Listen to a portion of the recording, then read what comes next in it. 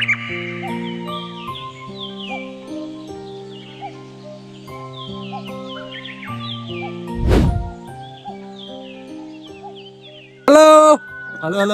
Welcome to our new blog.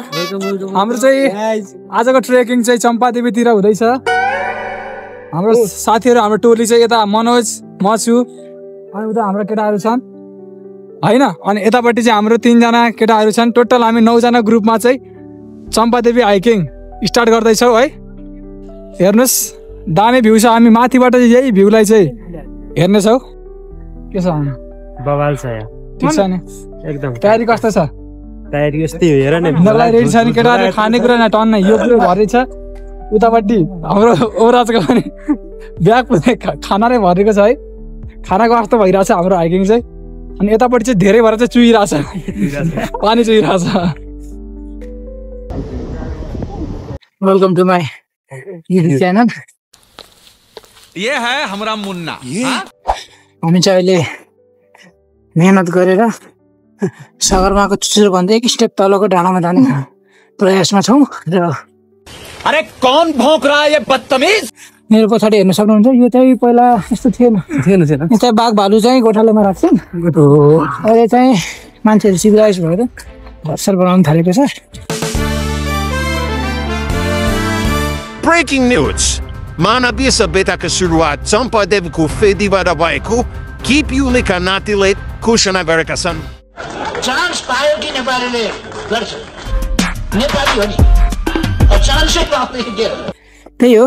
र यो चाहिँ पृथ्वीनारायण शाहको घर पछाडि है मूर्ति थियो। अस्तिको जेनजीकोमा ढल्यो। केही छैन। मेरो पछाडि हेर्न सक्नुहुन्छ माउन्ट एभरेस्ट चुचुरो। त्योभन्दा एक स्टेप तलको डाँडामा हामी चढ्न गइरहेको छौँ।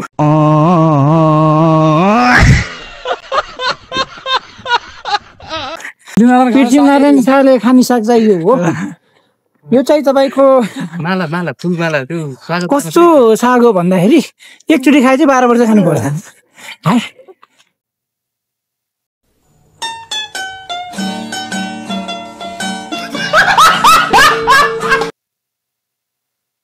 मेरो भण्डारी छ।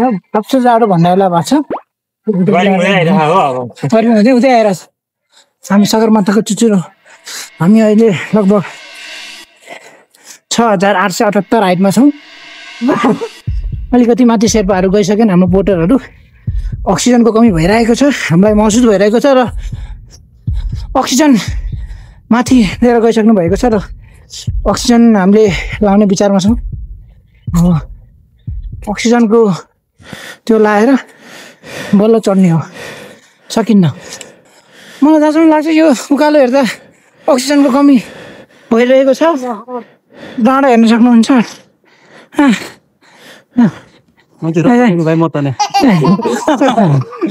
अहिले चाहिँ समय हेर्दाखेरि नुने पो भएको छ। अरे कहना क्या चाहते हो?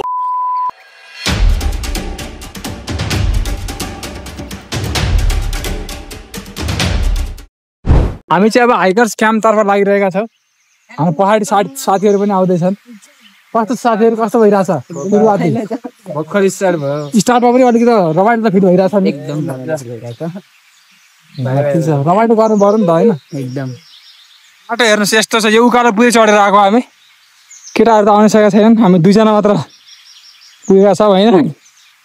स्टार्टिङ पोजिसनमा नै एकदम एडभेन्चरस भइसक्यो हाम्रो हाइकिङ।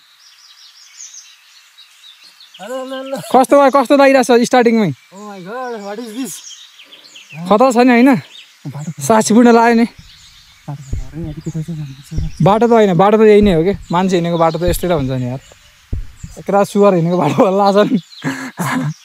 मान्छे हिँडेको बाटो यस्तै हुन्छ। ओ केटाहरू छिटो के हावा टाइट भइसक्यो। विनायक केटाहरू आउँदैछन्। हाम्रो केटाहरू एउटा साथी चाहिँ थाके जस्तो त गरेर छैन।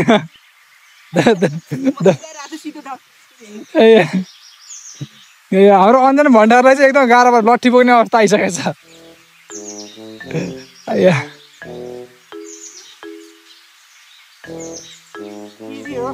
इजी अनुहार देखाउ त एकचोटि।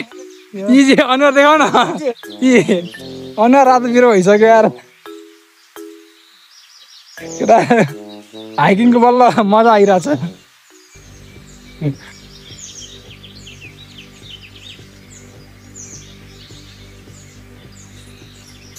त्यही जाऊ न बिस्तारै जानु कि छोटो हुन्छ। जाने त्यही बाटो ल एक राउन्ड उकालो चढ्नुपर्छ। हाम्रो आजको यो चाहिँ एकदमै उल्टो बाटो आइएको छ साथीहरू। केटाहरू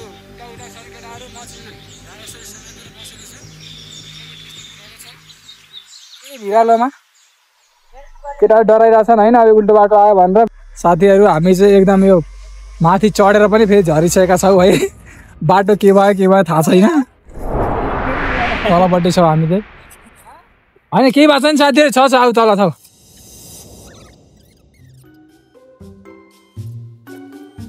यो कति हो शताब्दीको ढुङ्गा अरे यो त कतिको 1700 कि कति शताब्दी लाग्यो मलाई चाहिँ। अब अहिले 21औं शताब्दी हो नि त।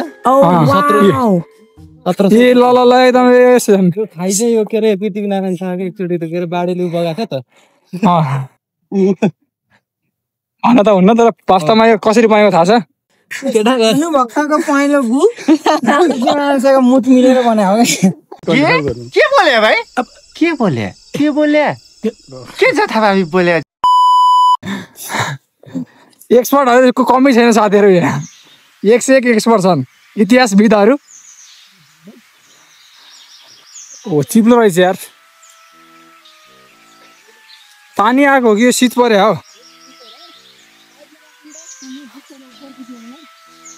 पुरै चिप्लिरहेछ।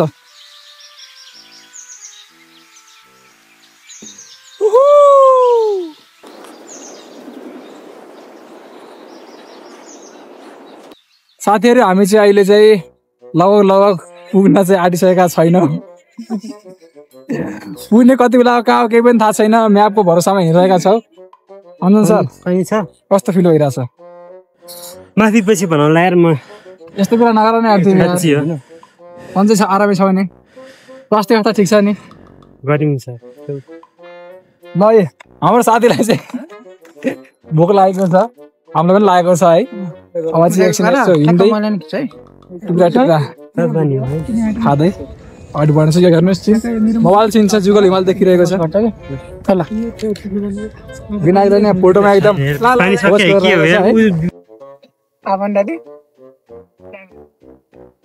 जाम क्या हेरिन यार अन्जन जानी रोक न यार मलाई शरीरै उठिराखेन नि आउँछ।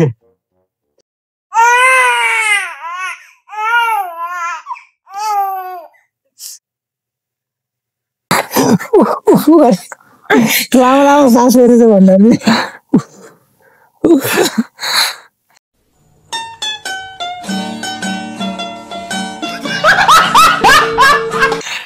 अन्जन जाम हेरिन यार केटाहरू त आधी किलोमिटर हुन्छ। 5 मिनट त हो। अब दोस्रो माथि चाहिँ आउगिन। 3 घन्टा जति हिँडेपछि बल्ल हामी यो ठाउँ पुग्यौँ। यसमा चाहिँ एउटा चन्द्रगिरी जाने बाटो छ, एउटा चम्पादेवी मन्दिर जाने, चन्द्रगिरी हिल जाने र भस्मासुर हिल जाने बाटो। यो बाटो छ। अब हामी डिस्कस गरिरहेका छौँ कुन बाटो जाने, कताबाट जाने। हाम्रो यहाँको आजको प्रमुख गाइड चाहिँ उनी हो यस्तो बाटो ल्याउने है साथी। हामी एउटा यस्तो पोइन्टमा छौँ जो पोइन्टदेखि चाहिँ डिफ्रेन्ट लोकेसन्सहरूमा जान सकिन्छ। अब हामी चाहिँ कुन लोकेसनमा जाने त? अब हाम्रो डेस्टिनेसन चाहिँ चन्द्रदेवी नै थियो, तर यहाँ आएर देखियो कि हामी अर्को लोकेसनमा पनि जान सक्छौँ भने के गर्ने भनेपछि पछाडि हाम्रो मिटिङ डिसाइड भइरहेछ। मेरो विचारमा के अब चम्पादेवी नै जाऊ। चन्द्रगिरी किनकि 2 घन्टा देखाइरहेछ। हाम्रो स्पिडले चाहिँ 4 घन्टा लाग्छ। स्लो छ एकदम। चम्पादेवी त अब नजिकै होला।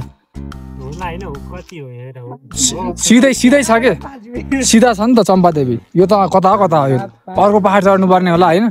2 घन्टा भएपछि त पहाड त अर्को चढ्नु पर्छ। ठ्याक्क त्यसैले अब हिँडिहाल। अब बस्ने काम अब छाड। ल साथीलाई भोक लागिसक्यो। पाउन सक्छ। साथीहरू फाइनली हामी चाहिँ चम्पादेवी मन्दिर पुगिसकेका छौँ। एकदमै लामो यात्रा भयो हाम्रो। लगातार हामी चाहिँ 4 घन्टा हिँडिसकेपछि चाहिँ चम्पादेवीको हाइटमा पुगेका छौँ। यो मन्दिर चाहिँ यही नै हो। यसको इतिहासको बारेमा चाहिँ हामीलाई धेरै थाहा छैन र मन्दिर चाहिँ तपाईँहरूले देख्न सक्नुहुन्छ। यही नै एकदम राम्रो छ मन्दिर, चिटिक्क परेको सानो है, गाउँको एकदम डाँडा पाखाको भाइब्स दिने खालको। अनि मनोज तिमीलाई चाहिँ कस्तो भयो त? हजुर एकदम के भन्न सकिन्छ, अब हामी एडभेन्चरस वाला मनपर्ने वालालाई चाहिँ होइन एकदम बेस्ट ठाउँ छ क्या। अब घुम्न आउनु पऱ्यो, चट्ट अलिक पानी चाहिँ अलिक धेरै बोकेर। पानीको चाहिँ एकदम आवश्यकता पऱ्यो। पानी चाहिँ हामीले थोरै ल्याएका थियौँ है, माथिपट्टि पानी चाहिँ रहेन। शनिबारको दिन चाहिँ जति पनि पाइन्छ अरे खानेकुराहरू पानीहरू त्यसमा कुनै समस्या भएन, तर अरू दिन चाहिँ मान्छेहरू नआउने भएकाले चाहिँ पानीको एकदम आवश्यकता पऱ्यो। हाम्रो केटाहरू पानीले एकदम फ्याक परिसकेका छन्। र एउटा डेस्टिनेसन हो, ट्रेकिङमा एउटा सानै डेस्टिनेसन हुन्छ, कहीँ मन्दिर हुन्छ, कहीँ भ्यू हेर्ने ठाउँ हुन्छ होइन। यसको चाहिँ डेस्टिनेसन भनेको चाहिँ यही रहेछ। तर योभन्दा अरू यहाँबाट चाहिँ अरू ठाउँ पनि जाने ठाउँ छ। माथि चन्द्रगिरी पनि जान सकिन्छ सिधा, यो बाटो सिधा चन्द्रगिरी पनि जान सकिन्छ। अनि त्यसपछि के भन्ज्याङ भन्ने पनि छ है। कुन भन्ज्याङ अरे अर्को के छ अरे अर्को ठाउँ? के डाँडा भन्ने रहेछ सिधा, बस्मे डाँडा पनि छ। मायाले नै दिँदो रहेछ पिरो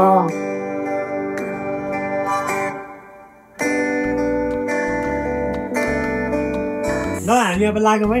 लाग्ने अब चाहिँ लाग्ने। हामी लाग्नको लागि चाहिँ अब तलको बाटो हाम्रो चाहिँ केटाहरूले गिटारमा गानासाना बचाउनु भयो होइन, एकदम रमाइलो भयो, रमाइलो गरियो। अब यो बाटो हामी सिधै तल लाग्नेछौँ।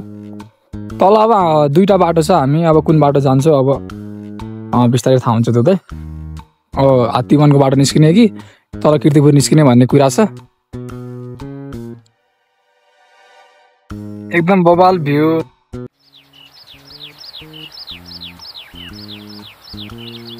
साथीहरू हामी तल झरिरहेका छौँ है। बिचमा चाहिँ एकदम राम्रो राम्रो ठाउँहरू खिच्छौँ। दामी भ्यूहरू देखियो। यो चाहिँ के भनेको ऐसेलको सिजनमा ऐसेल पनि खेल्न सकिन्छ। ऐसेलको रुख चाहिँ यो तलतिर चाहिँ जङ्गलहरू पनि एकदमै धेरै देखियो। एकदम राम्रो छ ठाउँ छ घुम्नको लागि। हामी चाहिँ उल्टो बाटो समातेर चाहिँ एकदम सबै कुरा पुगेर छोटो बाटो सिधा बाटो छोटो बाटो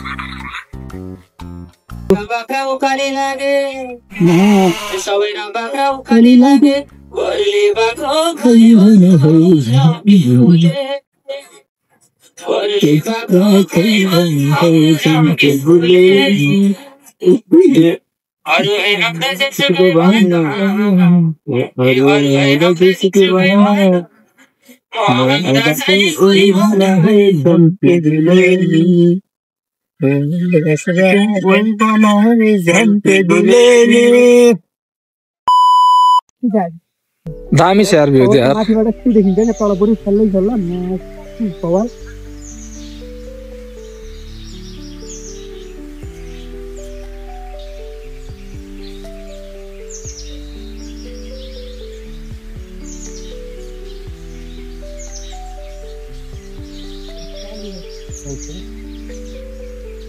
अब चाहिँ हामी यहाँबाट तल जान्छौँ।